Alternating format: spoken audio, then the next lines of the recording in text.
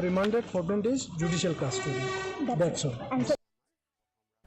Superintendent of Police ka East KHASI Hills uba Vivek's aim ula pentip baka kerteng Sanjay Verma kadai ka jing itu basu thau bala pendon kam da uraj Kushwaha ha ka true color ula ong baka jing akren ha padeng ka sonam bat uraj kalong ka babun tam kata hadu arspa lai pukandai teli ki jing yapun haki lai pukandai sngi USP ula ong baka jing toket kadang yat shat bat ki jing keliru dang don kam banyai keli namar baki dang persyang banyo ya ka jing penwandor ka bapura ha ka juk kapor ka special investigation team jong ki pulit ka Meghalaya kala keli jing keli hadu ar phongot bakenthop ya ki bahiyeng jong ka sonam bat uraj Kushwaha ha indoor.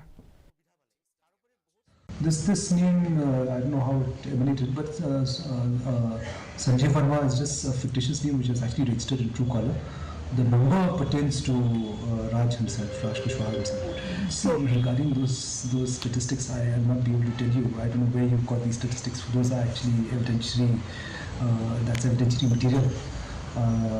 But the tally of calls between Raj and Sonam is huge. Kinong yalam kabi